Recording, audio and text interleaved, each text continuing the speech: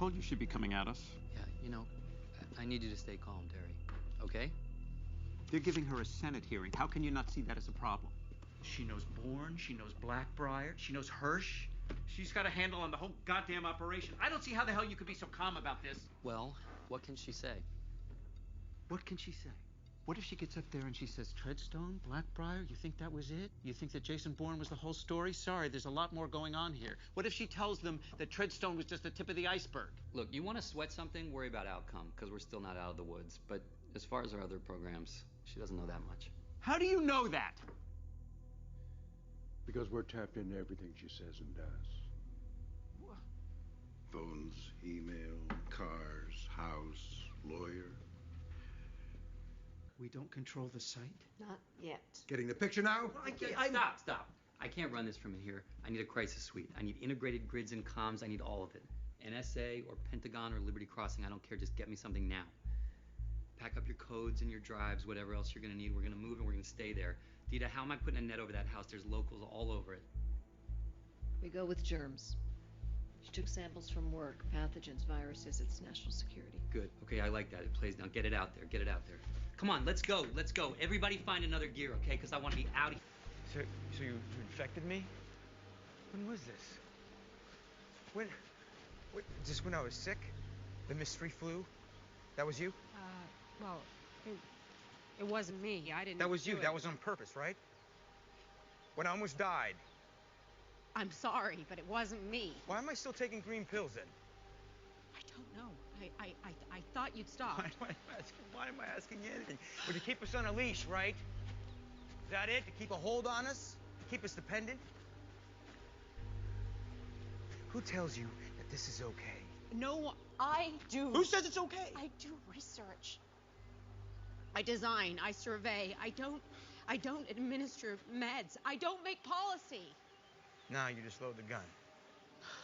God. Look, I was there for the science. We were all there for science. And I know you don't care, but I made a huge sacrifice. I couldn't publish, I couldn't conference, I couldn't tell a single person what it was I did. But I thought I was helping my country. And so let's say you want to change the human body. You want to fix a mistake. You want to repair something, improve something. Well, if you're going to reprogram human genetic material, you need a delivery system, and nothing works better than virus. It's like a suitcase. You pack in genetic mutation, infect the body, and the vector unloads into the target cells. There's $40,000 in the lining of my jacket. In this bag, there are passports. 2 blanks and 3 ghosts. The guy's watch, just other things. Okay, you take it. Look at me. You can make it. You're a warrior. You can make it. Okay? You stay small. No airports. Just blend in, like you know, okay? You've done enough for me. Please go. You've done enough for me.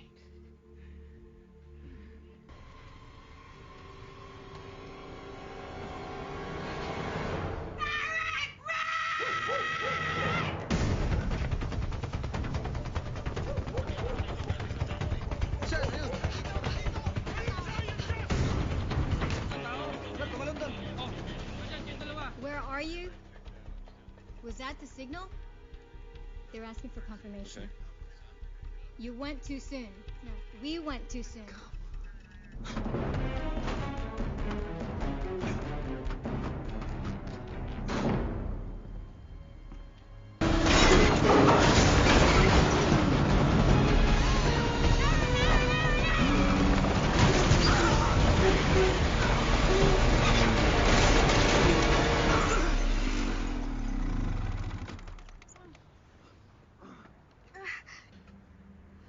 Can you help us?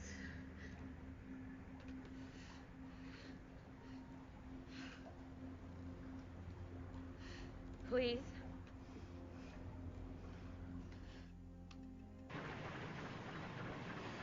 We lost? No. Just looking at our options.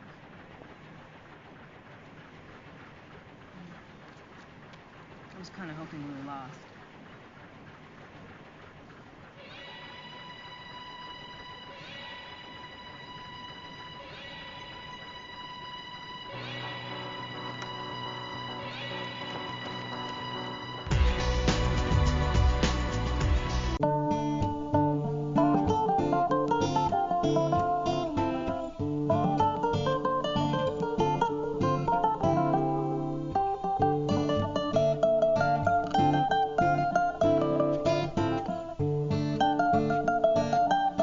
Hey, I have an important program put together here. I hope it grabs you the way this story has grabbed me in the last 2 weeks.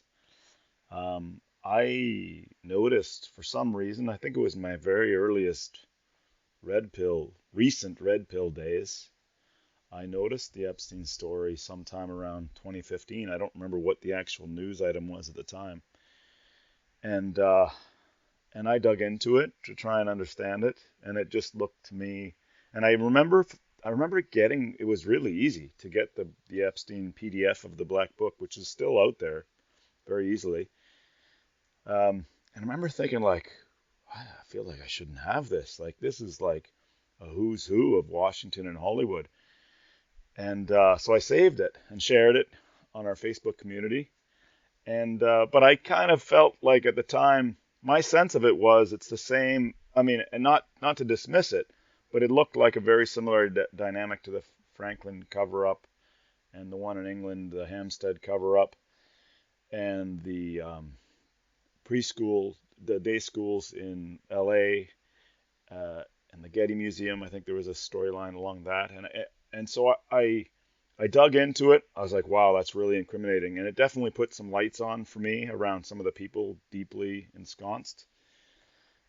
But then I kind of carried on, and every time it came back into the news, like his arrest and then his alleged death, and now Ghislaine Maxwell's arrest and the anniversary of Epstein's alleged death, it just kept bouncing off me. I just felt like I've looked deeply into that darkness. I get the general gist. I don't need to go down there anymore. But just whatever it was, 10 days ago, a friend shared this Maria Farmer audio call that I'm going to share on the site here for you. It's in 2 parts with Whitney Webb. And I thought, I don't know. I don't know why. I just clicked it that day. And like a good reporter, Whitney Webb just let her talk. And for the first time, I heard such the human side of it, the human connection to the survivors, and it cut through all of the spin that comes through in the mainstream media. And so I was riveted. I was connected. I felt a deep connection to Maria Farmer and her journey and her courage and the journey they've been on. And I think it's partly because of the current Planic Demic, that you can relate better now, that these women were just inside this hierarchy of control that was overwhelming to them, and every time they went to try and whistleblow, it just seemed to be more the control system around them just seemed to be bigger and darker than they ever imagined.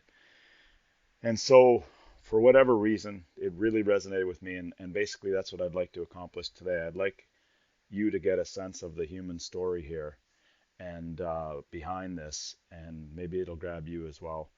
And so I've got just a short clip here of the Maria Farmer voice call. Some of the points I thought were kind of grabbing.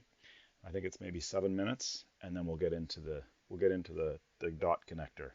Thanks. Jeffrey, it's weird because there was a reason why he was able to be around all these people. He was very charming. But here's the thing about him, Whitney, and this is the thing that makes me so angry more than any of it. He was a sicko, like sick. He had a mental illness. He was a true pedophile. And all these people knew that, all these adults. It took a year to figure it out, okay? It took the photos of my sisters being stolen. Because even, but anyway, he's Jewish too. I was the only, non-Jewish employee. That was the other thing. They wouldn't have people around that weren't Jewish. It was really weird. Like, they go to, the only people, now, of course, all the people they raped were never Jewish. You know, that was like another rule, I think. I mean, maybe it wasn't a rule, but it seemed to be. But the children were never Jewish, you know, just the employees and, like, a lot of, like, Leslie Groff and those people, you know, that they had around were usually, like, they trusted each other, but they don't trust people outside their network. So it's not just that they're Jewish, it's that they're connected, you know. With where it all began, they're going to keep it quiet, you know. And the FBI, Whitney, is so much an evil, I mean, I can't even explain to you how abusive the FBI is. It's unbelievable to me. I mean, when I first called them, they knew I was telling, believe me, they knew they knew everything I was telling them. They already knew because they're in on it. And it was so weird, his reactions when I was talking to him, you know, I called and I got some answer guy, and then he passes me to some guy who's like, when I start talking about Wexner, you know, and I asked the guy, do you have, this is all over the phone in 1996, I said, do you have a file on Les Wexner?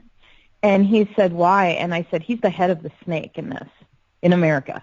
And I don't even know I was intuiting this. Just, and also, I think it's common sense when you see all the stuff I saw going on. And anyway, when I said that to him, he said, yeah, I don't know, maybe we do. The worst part was I named everybody. I named Donald Trump. I named everyone who I thought was a co-conspirator at the time. So I named, like, Alan Dershowitz, Donald Trump, absolutely the Clintons. You know, these are people that I saw coming and going, that I knew were part of it.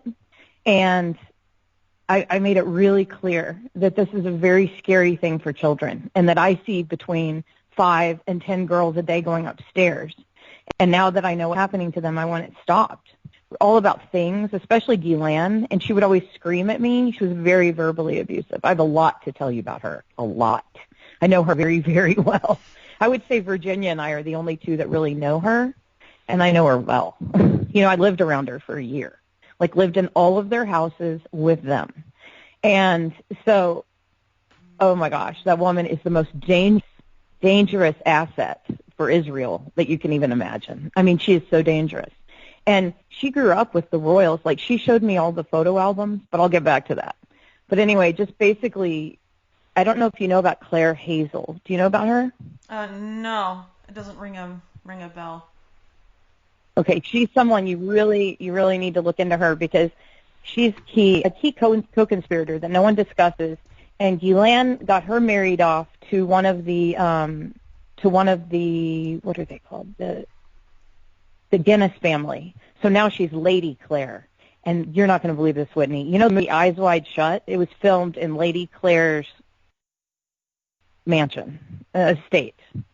It's a Jewish country club. You're not Jewish. They're not going to serve you. What? Okay. This is how this woman spoke to me. Yeah. This is how these people think, Whitney. They, honest to God, think their DNA is better than everybody else's. I swear to you. It was a theme all the time with them. With Eileen Guggenheim, with Jeffrey Epstein, with Ghislaine. It was a theme. You know, Jeffrey was a lot less horrible than Ghislaine as far as a human being, like just being around her, because she was raping just as many children. I mean, they're all part. I guess if you're really successful in America, there's a reason why, you know, and I think you've participated in it, you know? Yeah. Yeah, Lynn Forrester. She's calling me a liar because she's saying that she set Dershowitz. See, I saw Dershowitz coming in and out of the house. I said, I know this is strange, but I have a report to make. And this is exactly what's Whitney. I said, I have a report to make on someone that I've been working for that recently kidnapped me. I said, I know this is weird and embarrassing, but I have to tell you because I need to know if he's a pedophile. I don't know how I knew to say that. Like, what? Anyway, and they said, who are you talking about? And I said, okay, well, his name is Jeffrey Epstein.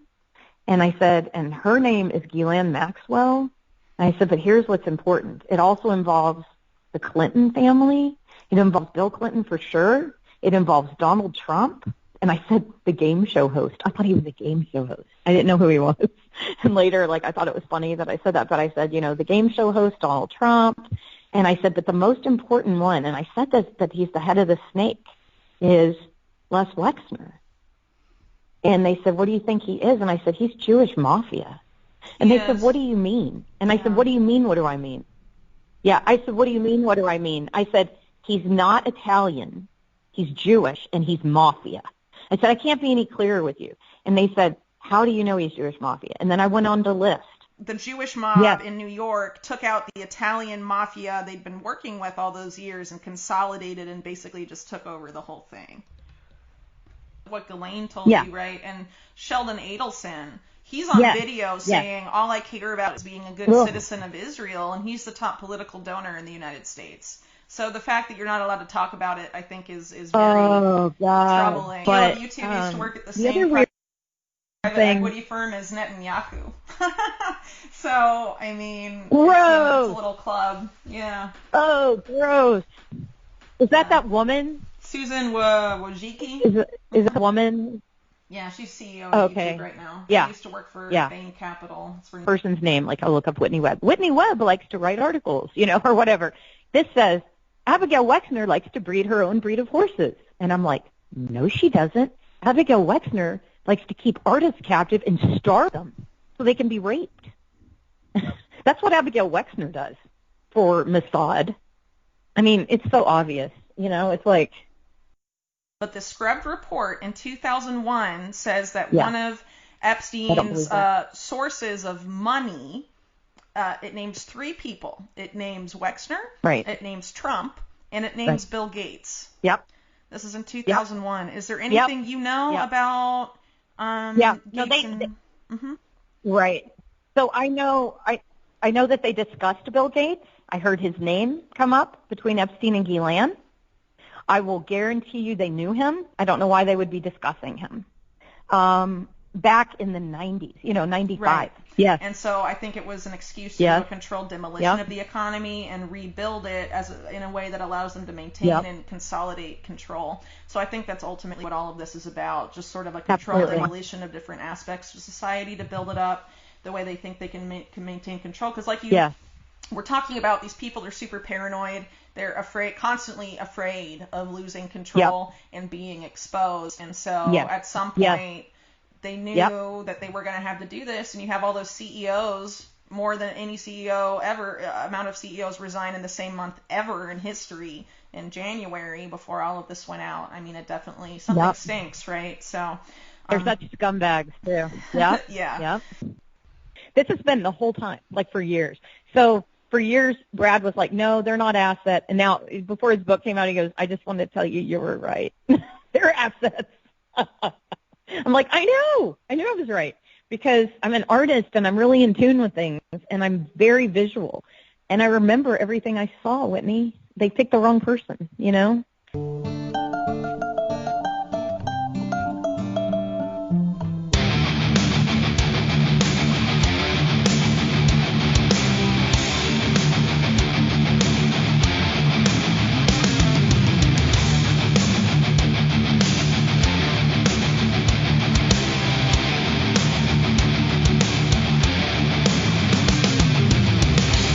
Believe it or not, I actually have some positivity on this. Some silver lining. Maybe that's a better way to put it. Especially this morning, for whatever reason, I've woken up with this real sense of optimism. I can't believe it after wading through this. Yesterday, I crammed maybe 8 articles of Whitney Webb's on the series, which are outstanding. They're all shared here, so. With all the dots to connect. So I wanted to make sure that I had the backstory before I tried to put all the pieces together, which is a never-ending journey. But I definitely feel like I've got the gist now. But the positivity, I feel like today, anyway, I mean, changes. Because I've had some dark days this week where it feels like the cages are really closing in. Today, what it feels like is like a .com from the late 90s. Like they're just investing too much in the sensation of this Planic Demic, and it's just going to burst at the seams. Like, it's just too crazy and too fast, and it's just coming apart.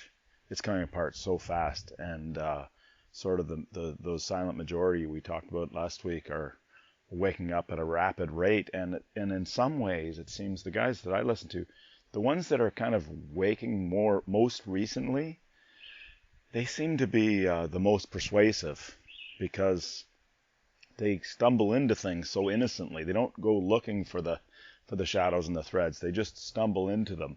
And so I think they're very persuasive with the rest of the silent majority. But the other aspects of positivity, the other silver lining aspects on this, well, Whitney Webb, for one thing. I don't know what pulled her in. I don't know her personal backstory, but she's truly a true Watergate reporter on this. Like, she has just gone, left no stone unturned, and that takes a lot of bravery. She's in Latin America, I think, somewhere, and she just, there's no topic she will leave alone, which is fantastic. So her editors are obviously allowing that as well. And then, like I mentioned at the beginning, the courage of the actual survivors and whistleblowers. And Maria talks about a woman named Courtney I'm not familiar with yet, but she talks about Courtney like she's the rallying cry. She's the actual catalyst that really gives them all inspiration. But anyway, all of that is very positive. And then there were some breaks just the last couple of days. Like last night, just before I turned in, I got the podcast from Bobby Capucci, who I highly recommend. And to me, he's got the moral outrage just right. He's really good about the legal machinations. He seems to have a really solid understanding for a layperson on the legal proceedings. And he generally keeps himself grounded in articles, good articles on the topic. So he doesn't go off speculating so much. But in terms of the moral outrage, he's really good about calling out how the media, even these ones that are looking into it, are softening the language around some of these perpetrators. But anyway, the news came in from him last night that that Alan Dershowitz has started a public bun fight with Les Wexner. Okay, so Maria calls Les Wexner the head of the snake in all this.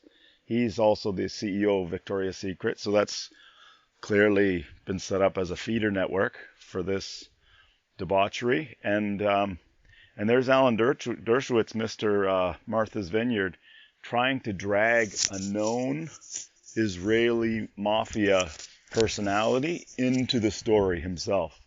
So that is, as Bobby is constantly saying, there's no honor among thieves. Alan obviously knows he's on shaky ground. He can't get a game of bridge in Martha's Vineyards right now. And so he's actually trying to drag his old buddy Les Wexner into the picture.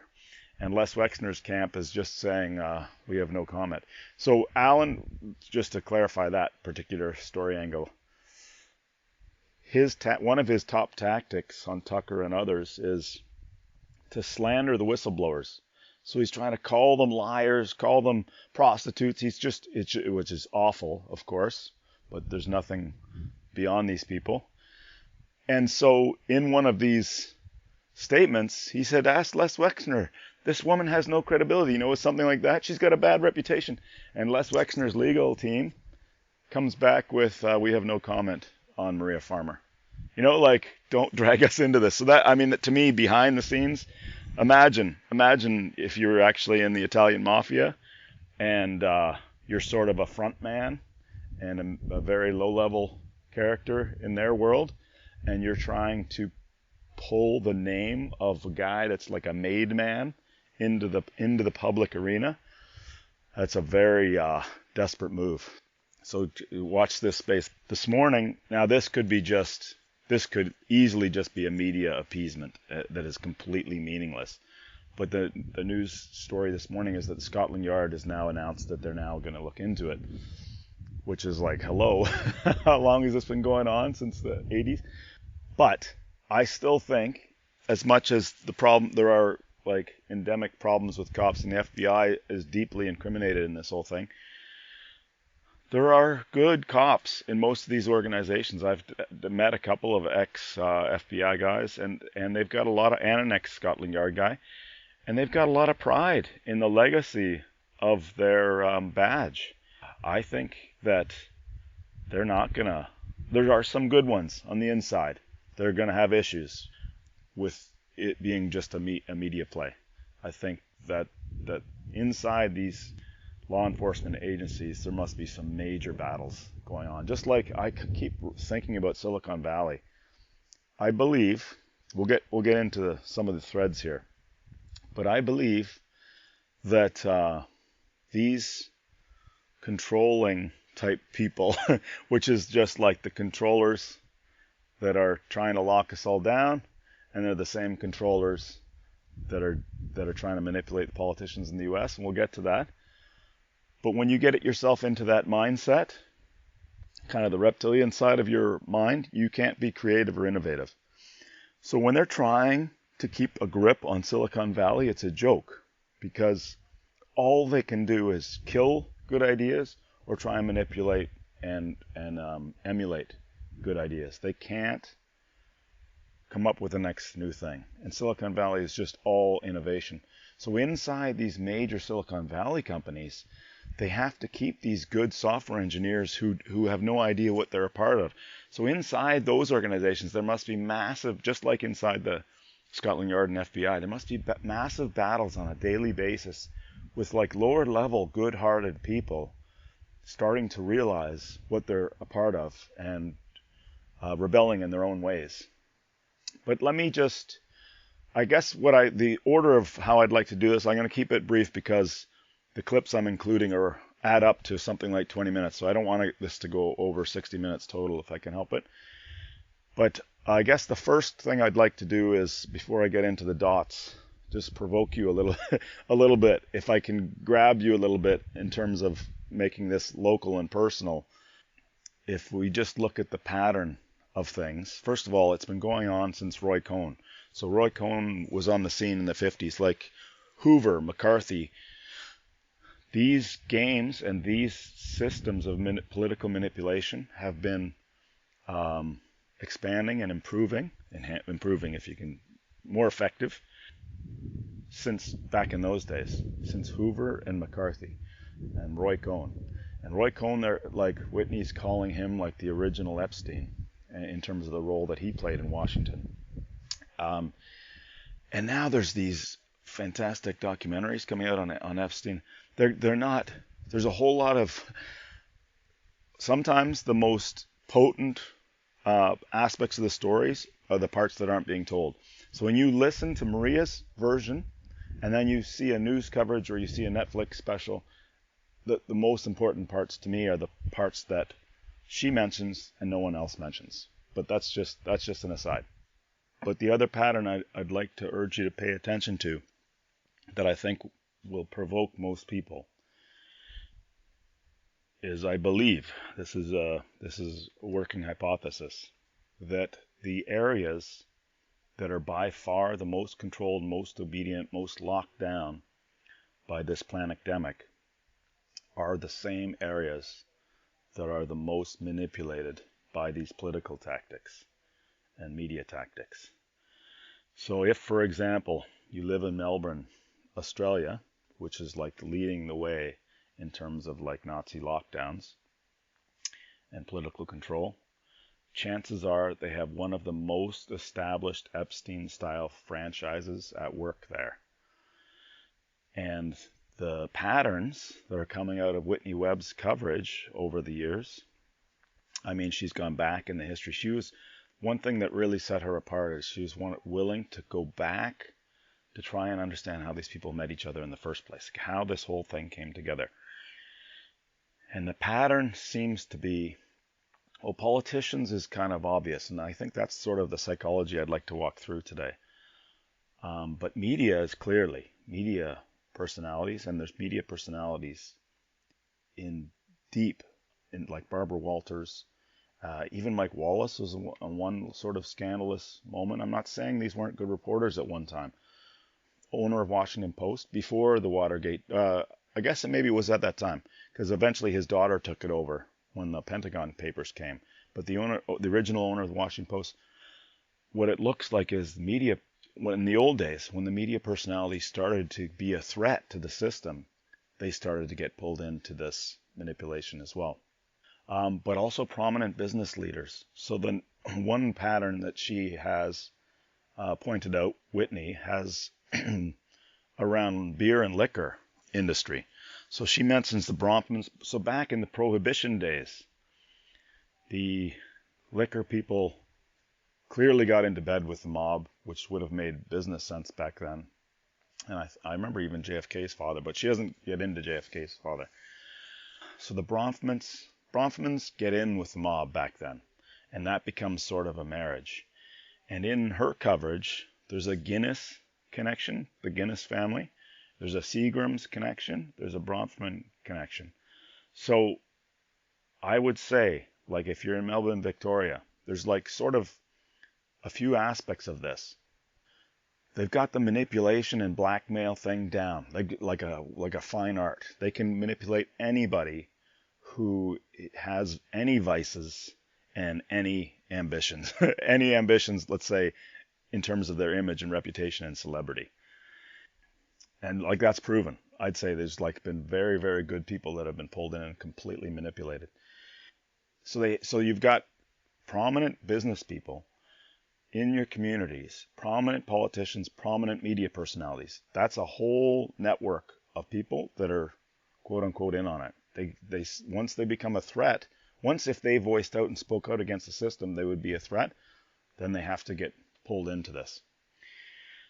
And the other aspect of it that has come out in this more than I've ever seen before is the feeder networks. And that's what's happening with Maria. She was recruited from a art school in New York with a Guggenheim, a no-name Guggenheim. The woman had a name Guggenheim. She has nothing to do with the famous Guggenheim family. But anyway, so they were using the New York College of Art, I think it is. Gosh, I hope I got that right. But it is a New York College of Art as a feeder network to recruit these unsuspecting girls. And they've got classy looking women like Ghislaine Maxwell, and I think it was Melania Trump, who was one of Trump's wives. I think the first one, Ivana. They go out just driving and recruiting girls. So, young girls would just see these classy middle-aged women, wealthy, in a limo probably, and it'd be like the easiest thing in the world. They spot like the vulnerable, attractive, innocent, underage girls, and they pull them into this web. But the other feeder networks, it seemed clear. There's a guy in France using modeling. Les Wexner definitely using Victoria's Secret. There's been a long history with the Mickey Mouse Club, those kinds of things. So they've got these feeder networks. So if you're in, I'm just picking on Melbourne because there's such a bad example right now of the draconian lockdowns. Just look for the people that are being held up in. So the media is completely controlled. We can see that now, right? I'm not making any claim that's not obvious now. So whoever they're putting forward in your community as the celebrities to admire and the voices to listen to, those people largely are aware of this system of blackmail. That's what I would suggest, and that's what I would suggest people look for. I want to try and tie the Epstein phenomenon, which is just like the clip at the beginning from Bourne Legacy. It's just like one franchise. It's the DC franchise connected with the UK franchise of this operation. Every single major quote-unquote developed nation is going to have an Epstein franchise thriving, especially if they're locking down like draconian style right now. They definitely have the political blackmail and media blackmail operation in full force, if that's what's happening, in my opinion. But this burning question, it's really the burning question that got me down all the rabbit holes. The final red pill that got me down all the rabbit holes back in 2015, 2016. And I eventually articulated. I had a phase of toxicity that led into some autoimmune disorders or symptoms. And I went through this really frustrating 12 months of medical advice that was just like, I couldn't believe how bad the whole system couldn't handle what seemed like a fairly straightforward common ailment. And I came out of that, and I remember saying to this guy that was like had become an expert in detox online, detox system. He was excellent. Superman diet. I was saying, I can't comprehend an intelligence on this earth that wakes up every morning and goes out to deliberately harm, like, humanity, existence, war on existence. That was sort of my question. Like, don't they have children of their own? You know, this is what I'm saying. Do they have some sort of immunity? How can they poison the air and the water and the systems and the crony capitalism and just poison the whole experience, education? And how do they not realize they're poisoning their own fishbowl? This is sort of my question out loud. And this is, I guess, partly an answer that's been coming through this Michael Jones work, which is anti-logos, right? If you're against existence, you're against truth, you're against freedom, you're really against humanity. So you're against life. And I really, that question has never been satisfied in my own mind until I'm starting to now connect these dots. So I'm going to try and share that psychology with you now. Jordan Peterson used to often mention the Cain and Abel biblical story. And I never had ever thought much about the Cain and Abel story. I don't think I was really actually familiar with it before Peterson came along. But I didn't fully grasp why he kept going back to it and why he thought it was so important until now. And I think this whole phenomenon, if I can try and convince you that this whole phenomenon is a Cain and Abel story. And he used to say it's like 8 or 10 lines with infinite depth. And that's I think it's like couldn't have been better said. But the story, just to remind anybody that's not familiar, is basically, I think Cain is the older brother and Abel's the younger brother. And Cain is a bit caught up with himself. And nothing goes right for Cain. And Abel, I guess they leave that fairly ambiguous in terms of why things go wrong for Cain. I think it's sort of implied. But nothing seems to go right for Cain.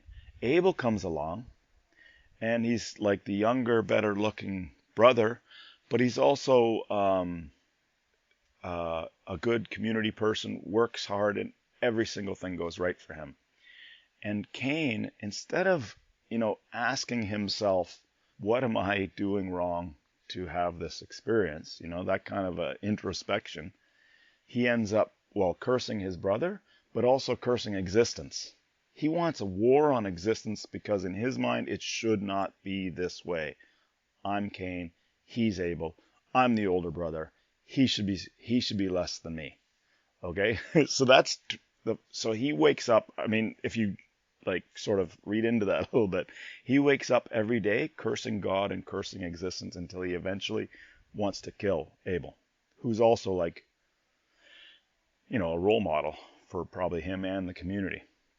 And he does kill Abel. So that's the psychology, if you can imagine, that we're dealing with here. These are people that have cursed existence. And now I'm going to try and walk us down this dark road of how you can possibly get yourself to this psychology. Because they're born psychopaths. They're people that are born with zero empathy. And they realize at a very young age that they're different than everybody else. And then so deception becomes their greatest ally. They learn how to look like a normal person and respond like a normal person, but they don't have any normal human empathy. But most of these cases of these perpetrators get pulled into these webs. They're just people that don't know what they're walking into, and they don't have control of their vices, and they've got ambitions, and they're attached to their image and their celebrity, and boom. Now, when in the hands of some group of people that is cursing existence, these people are just like puppets, putty in their hands. So the other question that's just constantly on my mind is, what kind of person, if like that person's corrupted and that person's corrupted and that person's corrupted, like what kind of person would be able to not get corrupted by these webs if they decide to pull you in? This is the question in my mind.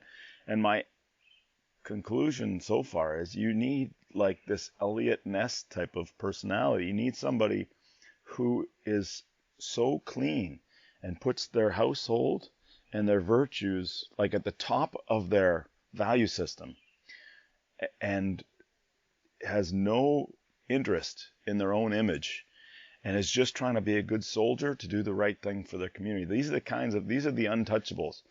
But the other, like, I guess you could say, frustrating part of that is these dark, like, reptilian networks, they're hierarchical, right? I mean, the mob is just, like, classically hierarchical. The FBI is hierarchical. Like, even if you get, like, 1,000 Elliot Nesses across the USA, how are they going to organize themselves? You know what I mean? They're trying to do the right thing in their community, but they're not being drawn into these networks, into these power positions generally, because the people that are getting promoted are the ones that are corruptible. So that's the part that's like, in terms of numbers, it's no contest. The world is filled with way more Elliot Nesses than the reptiles. But in terms of like constantly calculating, manipulating, and deceiving, and then also moving in lockstep, completely, perfectly in discipline, that's a mafia behavior, right? Nobody steps out of line. So that's kind of, to me, what we're up against. I'm going to try and just imagine, or try and contrast, and this is the point Michael Jones makes very well regularly. You got a choice of how to live your life, and it's a binary. I hate to say it. I don't even like uttering these words because I know that like what it means in terms of accountability. But those philosophers, early Greek philosophers, they used to say virtue is wisdom and wisdom is virtue. I would have never gotten that until now.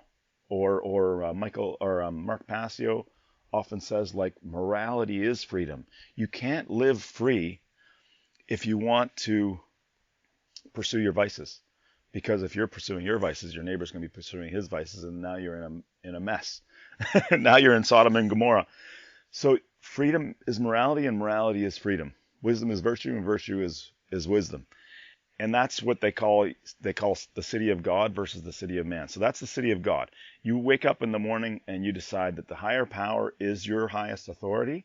And so truth and honor and character and values and virtue are your highest authority. That's how you're going to govern yourself, and that's how you're going to govern your life. Integrity. The other way to wake up is the city of man. I'm going to take what I can get. I'm going to be a dog eat dog. Winner takes all. Alpha chimp rules. Might is right. Authority is truth. That's the city of man. But here's the thing. It sort of sounds like seductive.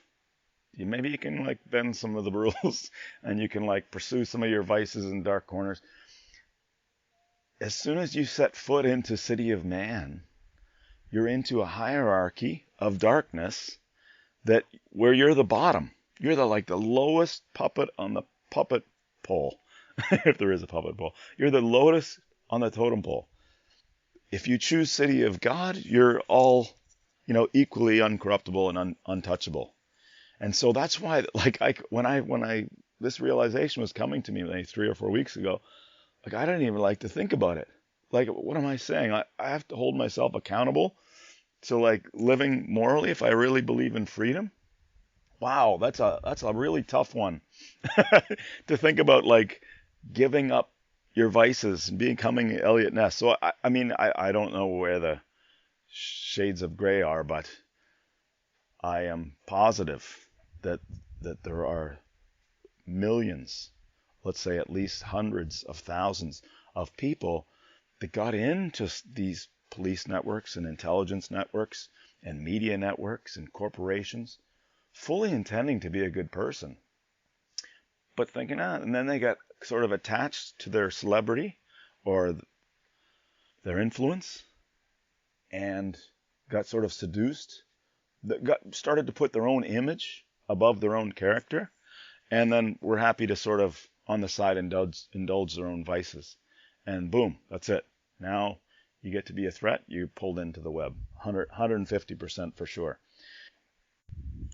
So then I think what happens, it's a doubling down situation where it's a carrot and a stick. Like, you start getting invited to parties, they seem harmless, they seem like nice people. These are the people that make everything happening in this world. I guess I'm making it here. And, they want to get me, they're inviting me in on this real estate deal. That sounds pretty cool. Or they're going to help me get my next promotion. That sounds really cool.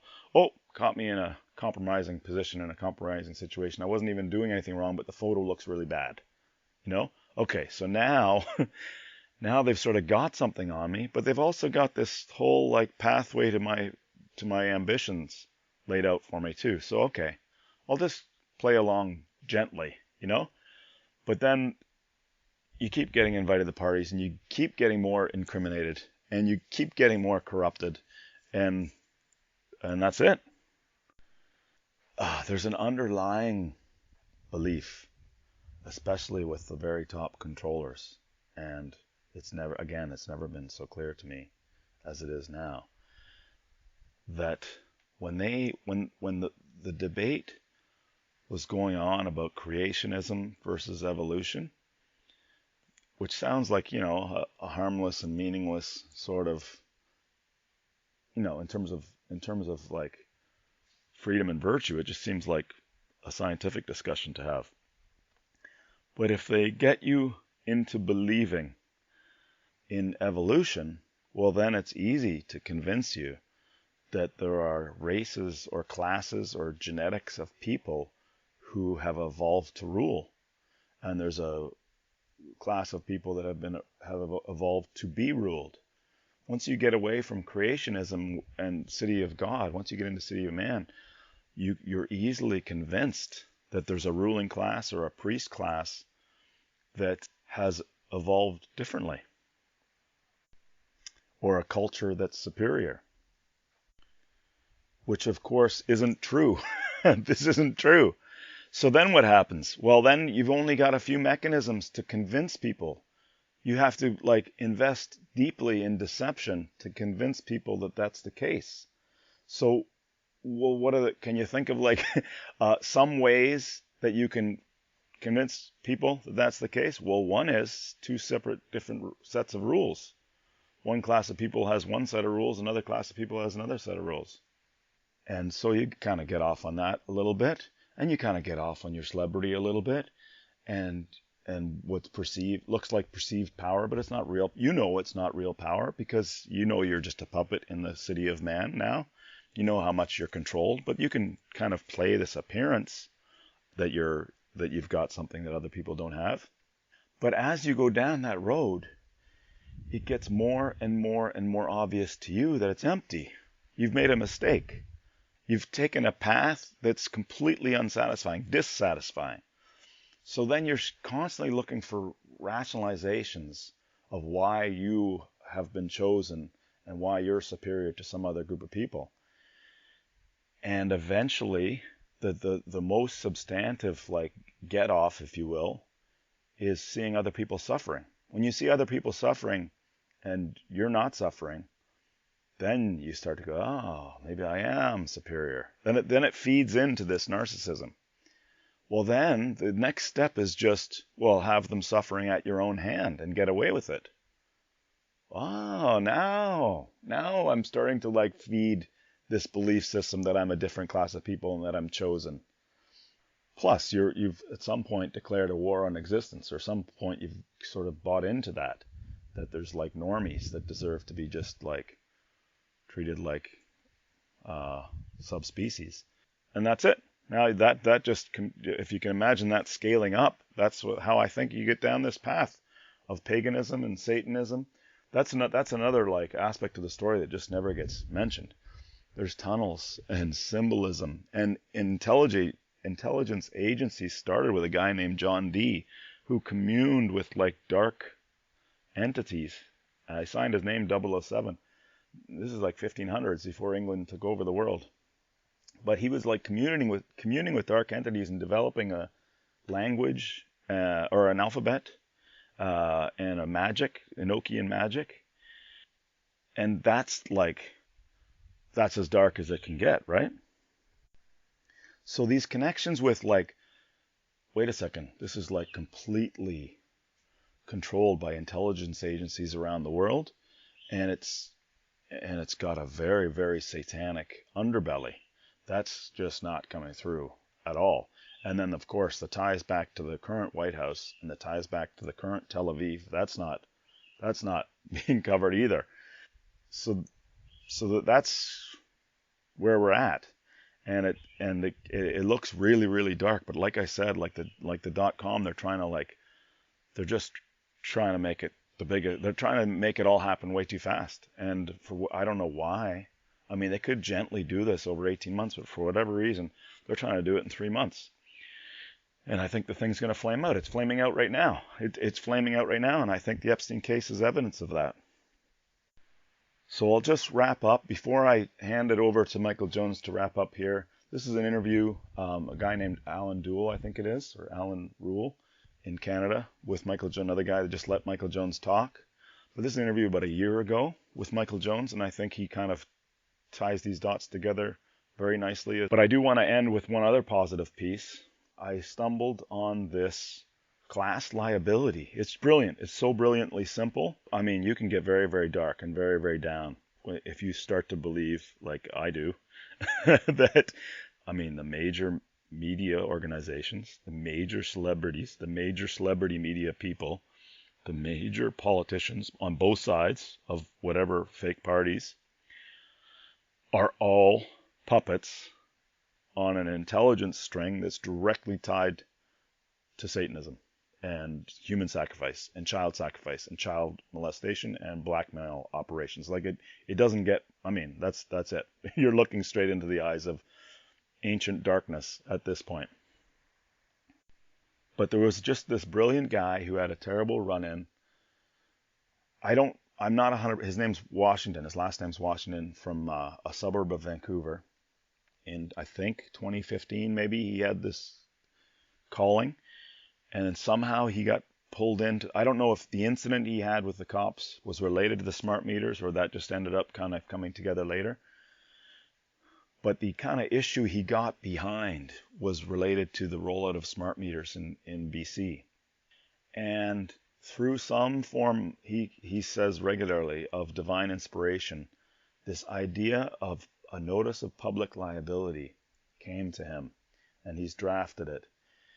And he also somehow, really brilliantly, has managed to see through the levels of hierarchy at work in the court systems and the political systems. And he is able to, and it's all corporate type hierarchy.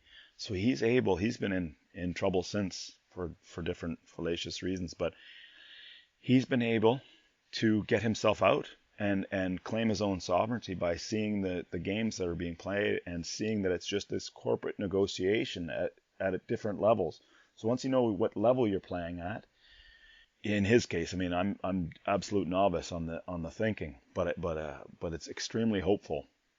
So I'm definitely sharing the link here in the video where he explains it. But to finish with this on the notice of liability, basically, I mean, super simply, I haven't actually seen the document yet, but super simply, it is that, these people have taken an oath, especially doctors, politicians, they've taken an oath of office, right?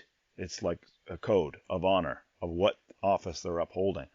Well, all you have to do is prove that they have deliberately and knowingly violated that oath, and immediately they become liable as a citizen, they become liable for the damages they're causing by doing that. And so he's had many, more than 10 leading politicians and officials in Canada resign because he sent them this notice of liability after having evidence on them. He's got them running scared. So this to me has been the most because I just kept thinking, how's the system going to fix itself, right? And the system's not going to fix itself, absolutely not. But a notice of public liability, I could easily see a group of Elliot Nessas getting together and making this happen. So I'm definitely sharing that as well. So enjoy the wrap up here by Michael Jones, and please browse the links, and I hope you can join me on this journey. And I'm almost positive I'm going to have to do a part 2 to bring these together. And Bobby Capucci, please, his podcast is outstanding if you want to kind of stay up to date on this case. Thanks. Take care. We'll talk to you in a week.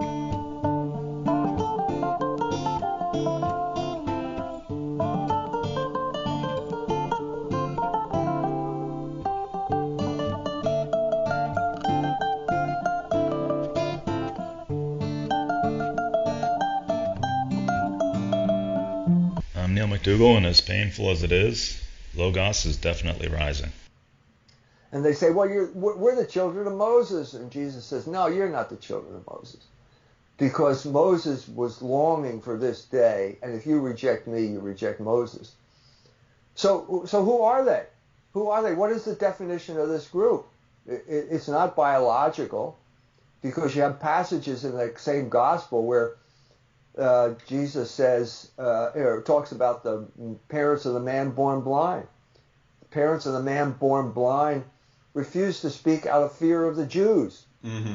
Yeah. Because the Jews would expel from the synagogue anyone who said that Jesus was the Messiah. Well, they all have the same DNA if you're talking about biology. Yeah, so and like Jesus and the apostles and the Blessed Mother and St. Paul and like the whole early church had that DNA.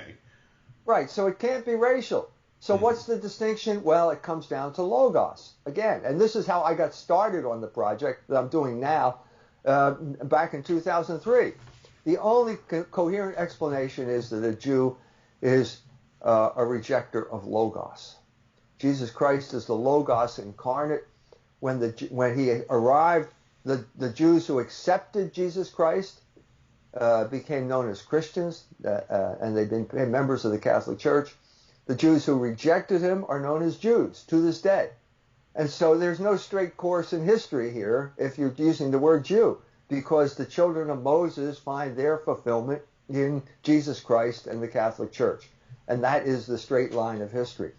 So when you reject Logos, as I said, you go back to Liddell Scott's dictionary, you reject a lot of stuff. You reject the order of the universe. And when you reject the order of the universe, you become a revolutionary. And that's what the Jews have been for 2,000 years. And that is the thesis. I just gave you the thesis of the book you're holding up, The Jewish Revolutionary Spirit. The Jews rejected Jesus Christ. They called for his death, and they chose Barabbas, who was a revolutionary. And it's always good to be careful what you pray for, because they got what they prayed for. They got their revolutionary leader. In 70 AD, the Jews rose up in rebellion against the Roman Empire, and they were crushed, and the temple was destroyed. This is the end of Judaism, okay, as a historical phenomenon. The Jews no longer they didn't have a temple, they didn't have a priesthood, and they didn't have sacrifice. The Rabbi Yochanan ben Zakkai realized which way the wind was blowing. He got smuggled out in a shroud, and he asked Titus for the permission to start a school, and that is the beginning of what we now call Judaism. So Judaism, the Judaism of the synagogue is what we're talking about. The Judaism of the Talmud is younger than Christianity. Heinrich Graetz, who's the father of Jewish historiography. Heinrich Graetz said that the Polish Jews were morally corrupted by studying the Talmud because it taught them how to cheat and steal.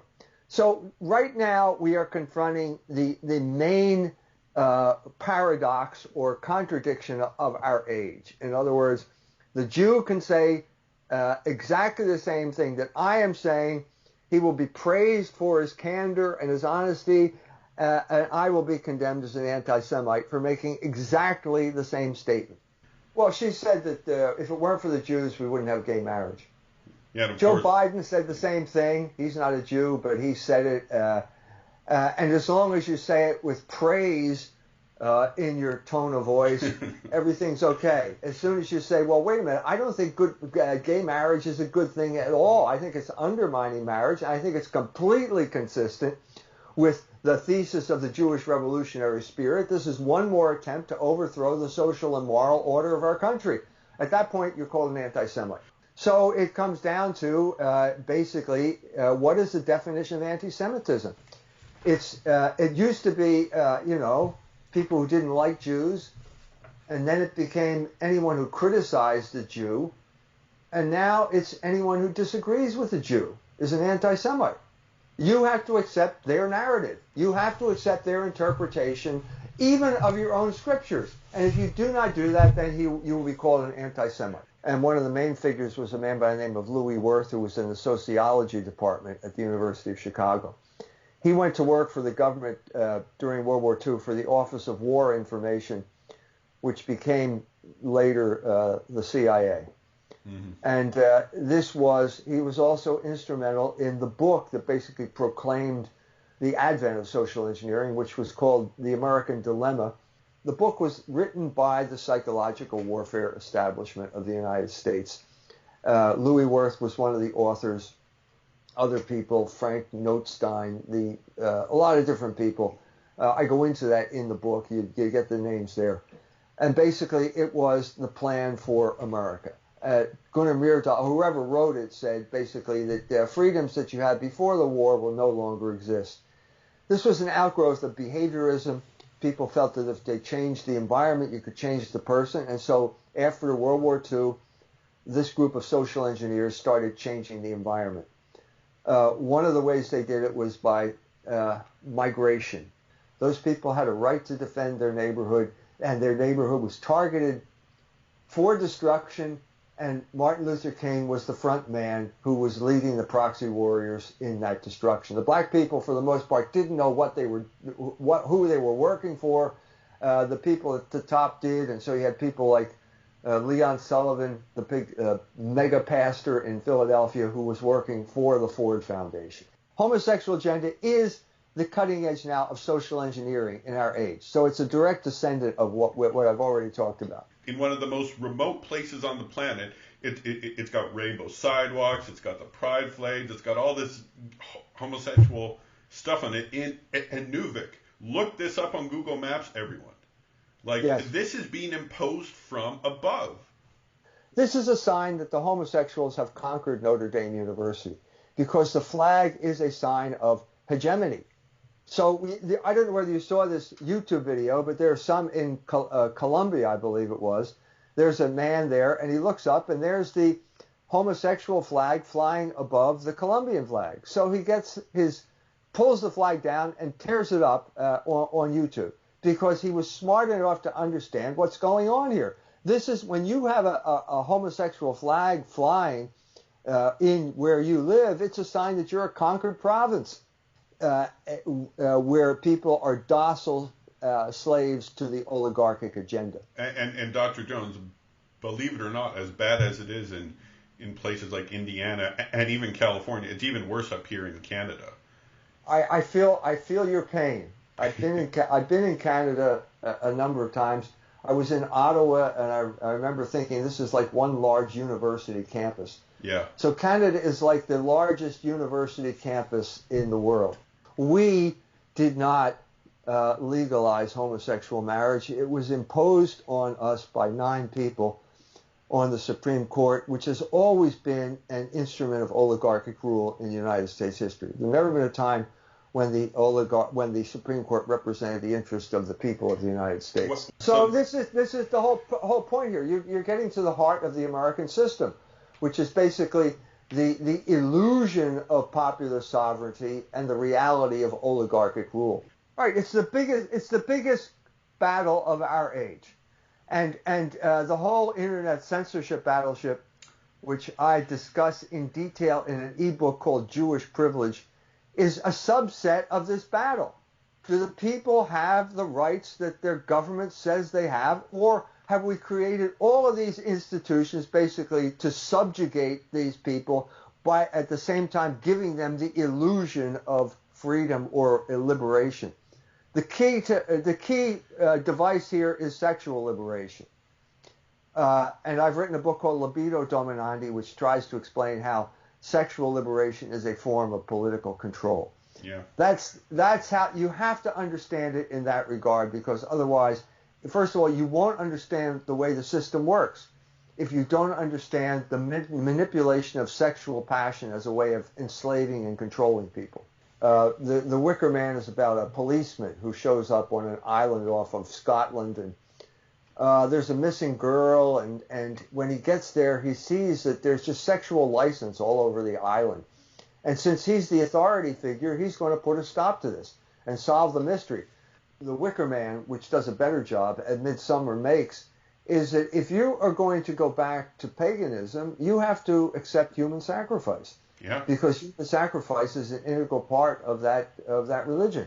And this is a crucial Scandinavia, England, Scotland, places like that, where Protestantism has basically evaporated as a cultural force. These were state churches. They took the patrimony that they had from the Catholic Church, but over a period of 500 years, it's evaporated, and there is a vacuum now. And the vacuum, nature abhors a vacuum, and this vacuum is being filled, on the one hand, in England by Islam. There are lots of women who are converting to Islam because their lives are out of control, and Islam is like the tyrant, tells you, takes control of your life. Well, be careful what you pray for, fellas. You know, it might praying come true. Thor, praying to all of these people at your Beltane feast, you may get what you asked for, and you may be the guest of honor at one of these sacrificial May Day celebrations. What happened to Jeffrey Epstein? He was brushing his teeth and then fell down and hanged himself while he was I don't think anyone believes that Jeffrey Epstein committed suicide. There is no reason in the world that he should have committed suicide, but there are many people in the world who would like to have him murdered. And so I think the conclusion is inescapable. Dead men tell no tales, yeah. The America First people who voted for it by the implementation of his Israel First foreign policy. Yeah, like he talks about Jerusalem and the Golan Heights, but I don't see a wall. He's now saying he's king of the Jews, isn't he? Didn't he say that? Psychological warfare, the essence of psychological warfare is the prohibition of communication between subject peoples. That's what's going on here. We are having our governments and their proxies are waging psychological warfare on their own people. In order to circumvent that, we have to establish secure lines of communication, and the way you do that is by going to culturewars.com. The truth is great, and it's going to prevail. But we have to be wise as serpents, in addition to being innocent as doves. We have to establish these secure lines of communication.